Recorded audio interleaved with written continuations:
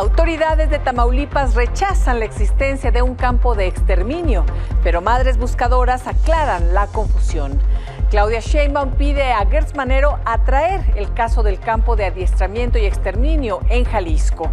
Denuncian que policías de Poza Rica, Veracruz, detuvieron, golpearon y asesinaron a Magdaleno Pérez, padre buscador. Sobre el proceso de desafuero, Cuauhtémoc Blanco dice que ya se cansó. Vamos con toda la información. Bienvenidas, bienvenidos.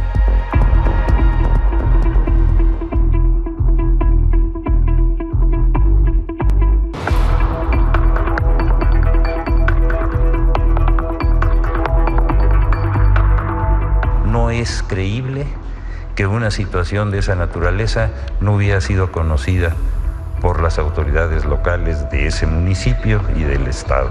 En Jalisco nadie se lava las manos y aquí le vamos a entrar a resolver y a deslindar responsabilidades. Espero que toda la gente que me ha tirado, que me ha criticado, salga y me pida una disculpa.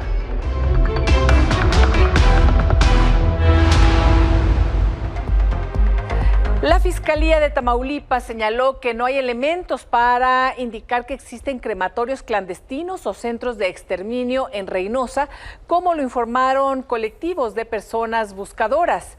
Señaló que el lugar, que es ocupado para la construcción de una funeraria, tras la inspección de la Fiscalía encontraron materiales de construcción y una caja tipo horno con el emblema Palomas de la Paz correspondiente a una conocida funeraria, y que no había indicios de restos óseos, olores fétidos o algo que les permitiera presumir la existencia de un campo de exterminio.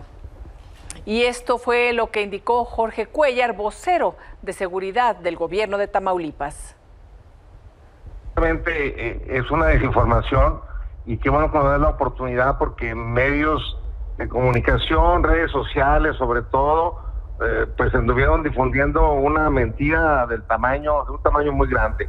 ¿Por qué? Porque en Tamaulipas no hay ningún campo de exterminio y no hay ningún horno clandestino como fue señalado. Definitivamente que no lo hay.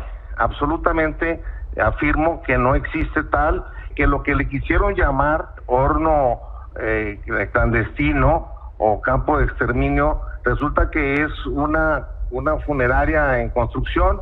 Ahí la Fiscalía publicó fotos donde se ve ahí claramente, y inclusive se encontró el logotipo de una funeraria conocida, y le quisieron dar este carácter, además ligarlo un tanto a lo muy lamentable que sucedió en el estado de Jalisco. Efectivamente, el día 10 y 11 se encontraron algunos restos óseos y bueno, la Fiscalía ya se hizo presente y determinó que no existen indicios de que se trate de un campo de exterminio ni crematorio clandestino, como se estuvo señalando. Yo te quiero decir algo más, Roberto.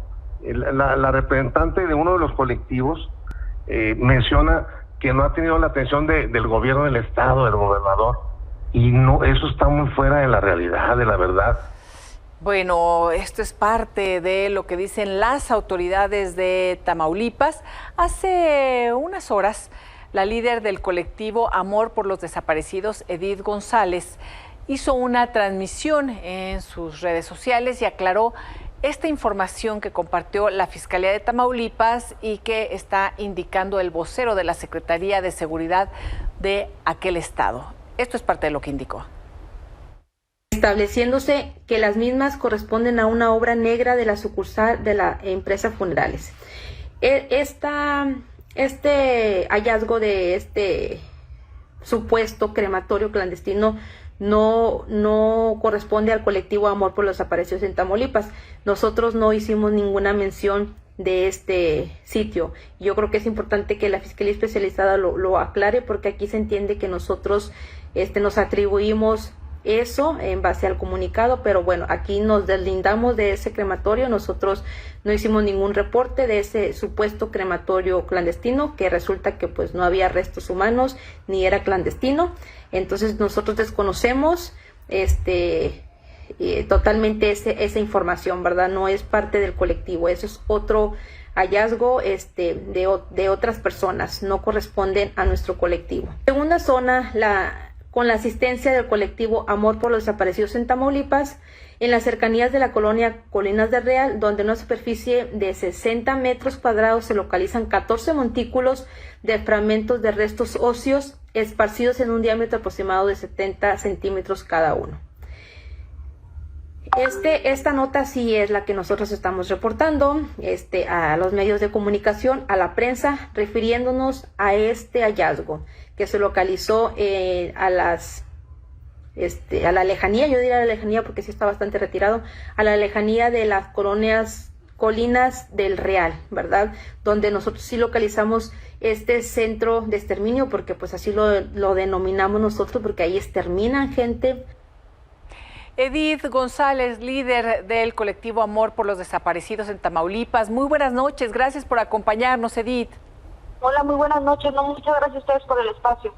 Edith, nada más es que hubo mucha confusión después de que la Fiscalía lanzó este comunicado, después de que el secretario de Seguridad de Tamaulipas ha dado entrevistas a lo largo del día con diversos medios y en donde dice no hay centros de exterminio, pero bueno, te escuchábamos y te veíamos hace unos momentos en esta transmisión que realizaste en donde dices nosotros no hablamos de este lugar al que hace referencia el comunicado, al que hace referencia el secretario de Seguridad. Nosotros hablamos de otro lugar que se llama Colinas del Real, de hecho es lo que informamos nosotros aquí también en este espacio, en donde hemos localizado restos óseos. ¿Qué nos puedes decir? ¿Cuál es la situación ahí en Tamaulipas, Edith? ¿Hay o no centros de exterminio?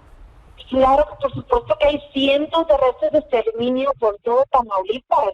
Esto, digo, no estoy enterado del comunicado o de la entrevista del secretario, pero si lo dijo está mintiendo completamente y es algo ridículo, perdón por la expresión, pero que diga que no hay centros de exterminio. Claro que los hay. Lo invitamos a venir aquí a Tamaulipas, a Reynosa, y los llevamos donde están esos lugares porque nosotros tenemos los sitios que hemos localizado desde 2019 a la fecha de estos centros, de estos lugares de exterminio. Ahora, en cuanto al comunicado que por ahí se emitió, sí hubo una confusión debido a que la Fiscalía emitió un comunicado, pero lo englobó con otros hallazgos que son completamente contextos diferentes al sitio de exterminio que localizamos el día lunes. Lo denominamos sitio de exterminio porque ahí calcinan a personas y realmente pues las exterminan en ese lugar, reduciendo las cenizas y restos óseos muy fragmentados.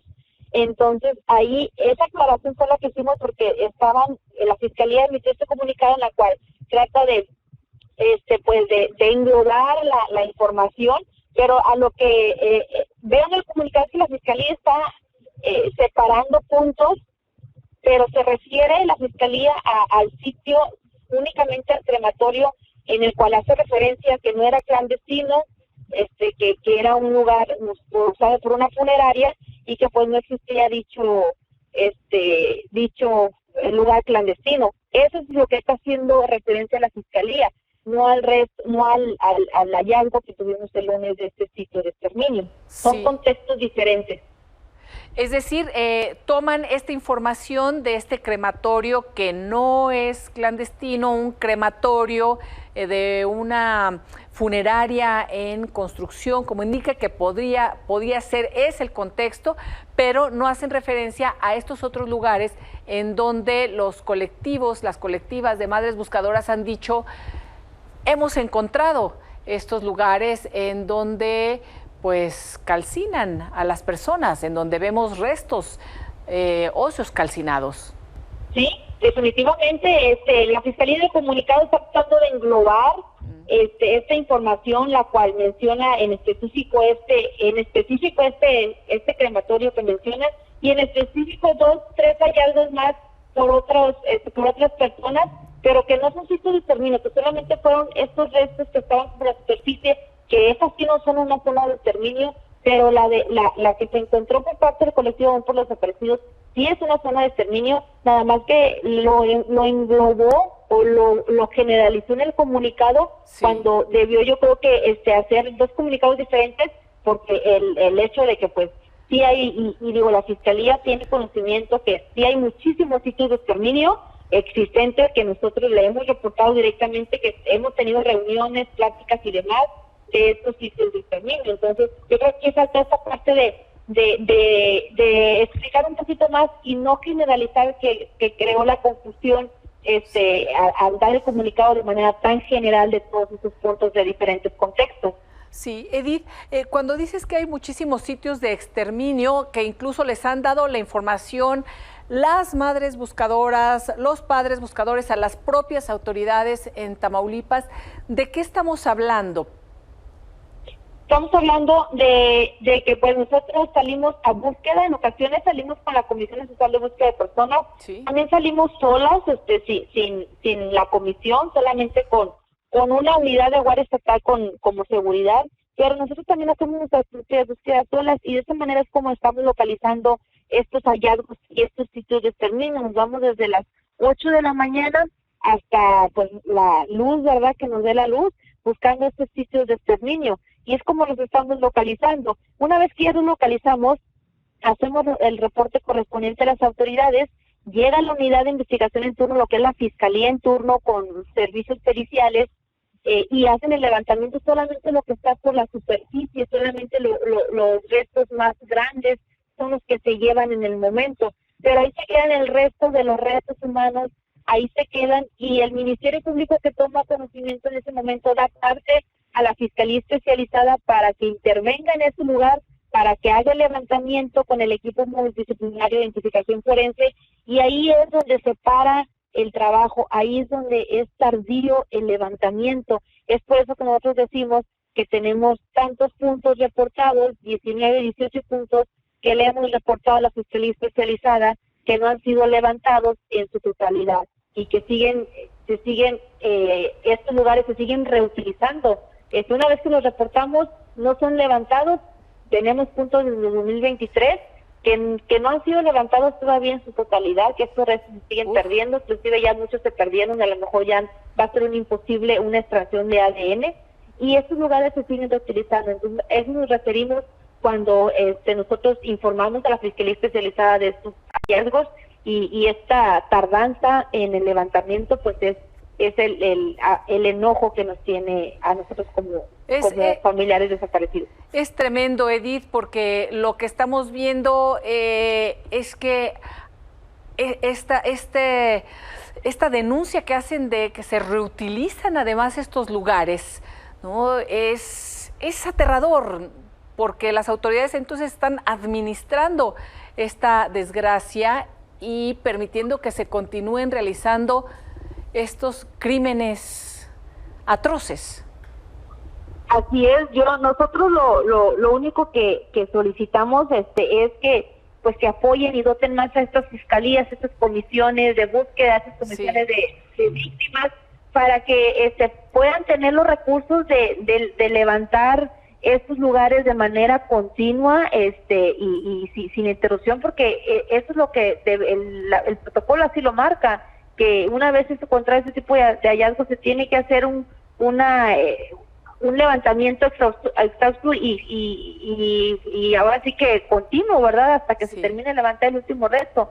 Y aquí obviamente nos vemos y hemos tenido pláticas con la Fiscalía Especializada, con la Comisión de Búsqueda, con la Comisión de Atención a Víctimas, y realmente entendemos que esta situación ya los arrebató a ellos también como autoridades, y están haciendo a lo que es su alcance, a lo que es su agenda y a sus recursos tienen a la mano. Más sin embargo, sí, este es un llamado ya a las autoridades superiores, que volteen a ver a la situación que estamos viendo en Tamaulipas, que esta ola de violencia, estos sitios de exterminios que se están localizando día con día, todas estas situaciones realmente ya han rebasado a las fiscalías especializadas y realmente sí requieren este apoyo por parte de las autoridades federales y demás para que puedan agilizar estos levantamientos.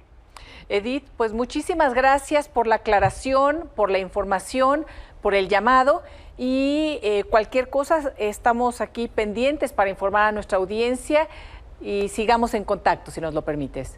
Sí, claro que sí. Muchísimas gracias a usted. Gracias, Edith. Buenas noches. Y ayer, en la mañanera de Palacio Nacional, como le informamos, el fiscal Gertz Manero dijo que primero investigaría a las autoridades locales antes de atraer el caso del campo de exterminio encontrado en Rancho Aguirre, en Teuchitlán, Jalisco. Rancho Izaguirre. Bueno, hoy la presidenta Claudia Sheinbaum le pidió atraer el caso. Y lo hizo Gertz Manero. Por otro lado, el gobernador de Jalisco, Pablo Lemus, comentó que independientemente de la atracción de la Fiscalía General de la República, su gobierno seguirá con la disposición de ayudar a esclarecer este caso. Además, comentó que el problema de desapariciones en el estado es prioridad para su gobierno. Aquí no vamos a caer en la tentación de algunos de querer amarrar navajas entre nosotros. Independientemente de que estos hechos en Teuchitlán no sucedieron en el sexenio de la presidenta Sheinbaum ni en mi sexenio, en Jalisco nadie se lava las manos y aquí le vamos a entrar a resolver y a deslindar responsabilidades. La crisis de desapariciones en México debe ser la prioridad de todos los gobiernos. Así es en Jalisco y estoy seguro que también es un tema prioritario de la presidenta de México, quien me ha apoyado desde el primer día de mi gobierno. Bueno, vamos a ver, y esta tarde Pablo Lemus se reunió con líderes de colectivos de búsqueda para informarles directamente de los acuerdos que tuvieron con la Federación e invitarlos a que se unan a las acciones que realizará mañana. Mañana va la Comisión Nacional de Búsqueda al Rancho Izaguirre. Y la Conferencia del Episcopado Mexicano mostró preocupación por la existencia de campos de exterminio como el de Teuchitlán, Jalisco. Indicó que esto evidencia la omisión de los 3 niveles de gobierno, que mientras se presume una baja del 15% en homicidios, las desapariciones crecen 40%. Reconoció a las madres buscadoras y a organizaciones quienes verdaderamente consiguen avances en la búsqueda de sus seres queridos y exhortó a investigar los hechos en Jalisco con transparencia y dejar de evadir responsabilidades. Además, fortalecer los mecanismos de búsqueda, implementar políticas que prevengan estos crímenes y romper las alianzas que pudieran existir entre el crimen organizado y ambientes políticos. Y varios colectivos de búsqueda como Huellas de la Memoria y Red de Familias Migrantes convocaron a una vigilia y luto nacional tras el hallazgo de este campo de exterminio en Teuchitlán, Jalisco. El evento se llevará a cabo este sábado, 15 de marzo, a las 17 horas en el Zócalo de la Ciudad de México, donde colocarán 400 velas y 400 pares de zapatos, que fueron más o menos los que fueron encontrados el 5 de marzo en este campo de adiestramiento y exterminio. Además, otros estados como Zacatecas, Nuevo León, Sinaloa, Colima y Michoacán se unieron a la convocatoria. Y el Instituto Mexicano de Derechos Humanos y Democracia en Veracruz espera información de Jalisco para saber si en el campo de exterminio de Teuchitlán hay víctimas veracruzanas. Las activistas y la activista Anaís Palacios recordó que Veracruz ha sido número 1 en el país en casos de desaparición forzada y de cementerios clandestinos. Y por cierto, en Veracruz murió Madaleno Pérez Santes, integrante del colectivo de búsqueda María Herrera, tras ser brutalmente golpeado por policías de Poza Rica. Según el Consejo Estatal Ciudadano de Veracruz, Pérez Santes fue detenido, torturado y golpeado con un tubo en instalaciones de la Policía Municipal y luego fue liberado. Al llegar a su casa, se quejó de un intenso dolor en la espalda y cabeza y horas más tarde murió. La Fiscalía Regional ya investiga el caso. Madaleno Pérez buscaba a su hija, a Diana Paloma Pérez Vargas, de 16 años, desde noviembre del 2019, cuando desapareció tras abordar un taxi para ir a la escuela. Isabel Zamudio. Muy buenas noches, querida Isabel. ¿Qué sabemos de este caso? Buenas noches. Buenas noches. Pues hasta el momento, Elisa, oficialmente no se ha informado más que lo que ha dicho el ayuntamiento, que pidió a la Contraloría Municipal investigar el procedimiento que se siguió en el caso de este padre buscador. No ha dicho si van a separar a los policías del cargo, aunque extraoficialmente ha corrido la versión de que los elementos que agredieron o que golpearon a Magdaleno ya habían sido identificados, incluso que ya habían sido suspendidos antes y fueron reincorporados a la policía municipal a pesar de haber tenido señalamientos de actos de corrupción. Estos elementos no habían pasado sus exámenes de control y confianza y aún así los tenían en esta corporación en el municipio, uno de los más conflictivos que se tiene en Veracruz en los últimos 2 años. El ayuntamiento se concretó a informar que van a investigar. No hay más información al respecto. Hoy está siendo velado Magdaleno, mañana va a ser sepultado y luego de eso el colectivo María Herrera al que pertenecía, es uno de los colectivos de los primeros que se crearon aquí en Veracruz y uno de los más fuertes del norte del estado, va a hacer un pronunciamiento. Esto lo acordó con la familia de Magdaleno. Hasta mañana dar un posicionamiento respecto a este crimen. Y bueno, comentarte que la madre de Magdaleno confirmó que había sido golpeado cuando fue detenido por los elementos policíacos y que llegó a la casa adolorido y luego murió. Si quieres, escuchamos. Lo mataron a golpe, sí, esposa. ¿Y él llegó ya aquí muy golpeado? Sí, lo quitaron su celular, lo quitaron todo su dinero. Le quitaron su dinero y su celular. ¿Y cuál fue el motivo por el cual lo detuvieron? Le pegaron con un tubo. Con un tubo le pegaron. Increíble, aterrador que esto esté sucediendo, estos testimonios, Isabel.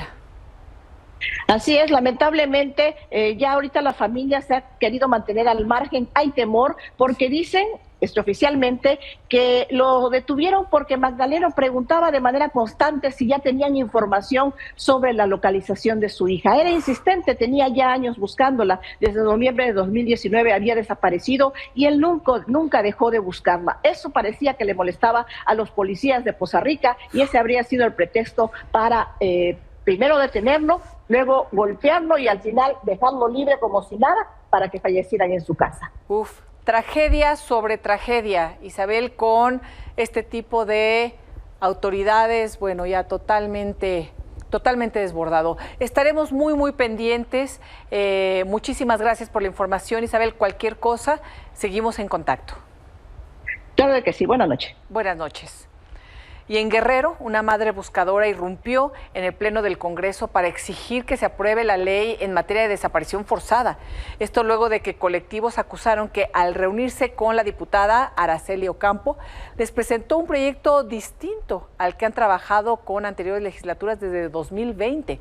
Exigen la autonomía de la Comisión Estatal de Búsqueda y de la Comisión de Atención de Víctimas, así como la creación del Centro de Identificación Humana. Socorro Gil Guzmán encabeza el colectivo Memoria, Verdad y Justicia y desde 2018 busca a su hijo Jonathan Romero Gil. Indica que fue víctima de desaparición forzada por parte de policías de Acapulco. Quiero que sepan que llevo 6 años y 3 meses buscando a mi hijo. Y no solamente a mi hijo, buscando justicia, que también la hemos perdido. Que no tenemos seguridad en las calles, que se llevan a nuestros hijos, con la mano en la cintura se los llevan, los mismos policías. Mi hijo fue detenido y desaparecido por policías municipales en Acapulco, Guerrero, el 5 de diciembre de 2018. Terminó la carrera de Derecho, estaba ejerciendo su profesión. Tenía tantos sueños, tantas ilusiones, tantos proyectos de salir adelante. Y en las zonas donde hay mayor disputa y presencia del crimen organizado, es precisamente en donde se ubica la mayor cantidad de fosas clandestinas. Una de cada 3 fosas clandestinas encontradas en el país se ubica en municipios dominados por grupos criminales o en zonas de disputa por el control de territorio. La Comisión Nacional de Búsqueda señala que hasta abril de 2023 Se hallaron en esas localidades 913 fosas en regiones claves para cárteles como el de Sinaloa, Jalisco Nueva Generación, El Golfo o Los Zetas. El municipio con más registros es Tecomán, Colima, dominado por el cártel Jalisco y punto clave para la entrada de precursores químicos provenientes de China, donde se hallaron 209 fosas. Además, el mismo cártel hizo de Tlajomulco de Zúñiga, en Jalisco, otro punto clave para desaparecer a sus víctimas con 61 fosas clandestinas. En el bando opuesto, el cártel de Sinaloa ha preferido cavar fosas en los municipios de Ahome y Mazatlán, donde la comisión de búsqueda documentó 120 y 74 hallazgos respectivamente. Otro municipio con un alto nivel de fosas es Acapulco Guerrero, con 137. En este destino turístico se libra una batalla constante entre diversos grupos criminales, como el Cártel Independiente de Acapulco y La Barredora. Otros municipios con un número importante de fosas se hallan en Cajeme y Puerto Peñasco, Sonora, donde el Cártel de Sinaloa libra una batalla con el de Juárez. En Salvatierra, Guanajuato, zona de control de Cártel de Santa Rosa de Lima, así como otras localidades dominadas por los Zetas o el Cártel de Juárez. Para Milenio Noticias, Rafael López Méndez. Y en Estados Unidos, los hermanos Miguel Ángel y Omar Treviño Morales se enfrentarán la pena de muerte si son encontrados culpables de narcotráfico en Estados Unidos. La Fiscalía estadounidense solicitó que el caso sea designado como complejo y bajo una ley que permita presentar cientos de miles de materiales de evidencia. El Z40 y el Z42 están acusados de 4 cargos por crimen organizado, tráfico de cocaína y marihuana, posesión de arma de fuego y lavado de dinero. Podrían ser sentenciados a la pena capital allá en Estados Unidos luego de que fueron entregados por el gobierno mexicano a los Estados Unidos junto con estas otras 28 personas más, 27 personas más, estos dos Zetas, esta organización del crimen organizado, organización terrorista ya para Estados Unidos, sanguinaria aquí en México, que se conformó de una escisión de los militares. Y la Fiscalía de Guanajuato investiga el asesinato de una niña de 8 años que fue baleada cuando policías ministeriales intentaban detener a su padre, acusado de feminicidio en grado de tentativa. Las últimas palabras de Alana, de 8 años, fueron: "Papi, me dieron, tengo sangre", antes de morir en un enfrentamiento con policías ministeriales que intentaban detener a su papá, Alan Pérez Jacinto, investigado por feminicidio en grado de tentativa. Mariana Almanza, mamá de Alana, en conferencia de prensa pidió que la muerte de su hija se investigue como feminicidio y, al borde del llanto, clamó ayuda a la presidenta Claudia Sheinbaum y a la gobernadora Livia García. Mi amada hija Alana, de 8 años, no está conmigo porque la balacearon. Fue víctima de un feminicidio cobarde, mientras su padre la llevaba a la escuela, a ella y a su hermana. Mi otra hija, Oriana, está aterrorizada, tiene miedo de subir a un vehículo, porque siente que la van a agredir de nuevo, que los van a balacear, que la van a lastimar.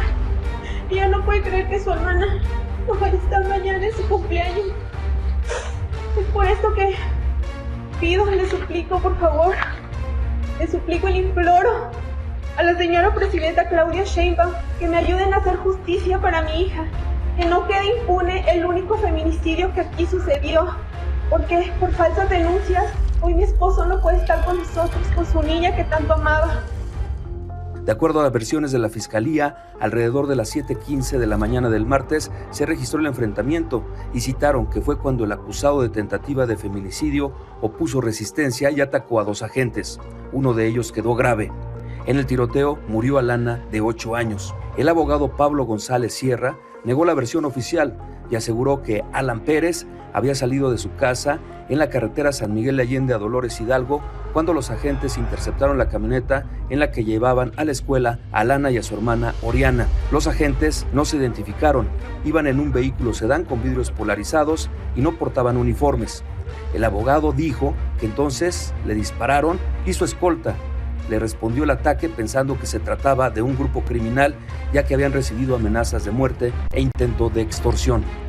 En un momento determinado, El señor Alan, que se encontraba en la parte del piloto, escuchó unos golpes en la parte trasera de su camioneta. Hasta ese momento no sabía quién iba detrás de él. Cuando su hija le dice: papi, me hirieron, tengo sangre, él voltea hacia atrás y le ordena a su chofer: vámonos al hospital. Y ahí que fueron a toda prisa para llegar al hospital La Joya, se clavaron en ese lugar y bajaron a la niña en brazos para llevarla a una camilla. Hasta esos momentos, según nuestros clientes, no sabían que las personas que los perseguían.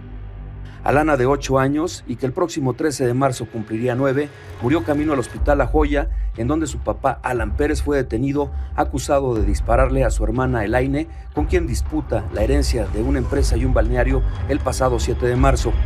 La familia asegura que se trata de falsas denuncias y para demostrarlo ofrecieron unas imágenes que ubican al empresario en un club de Querétaro a varios kilómetros de distancia del ataque de su hermana. La fiscalía aseguró que habrá transparencia en la investigación.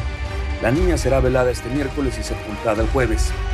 En redes sociales surgió el hashtag Justicia para Alana. Jesús Padilla. Una pausa y volvemos con más información.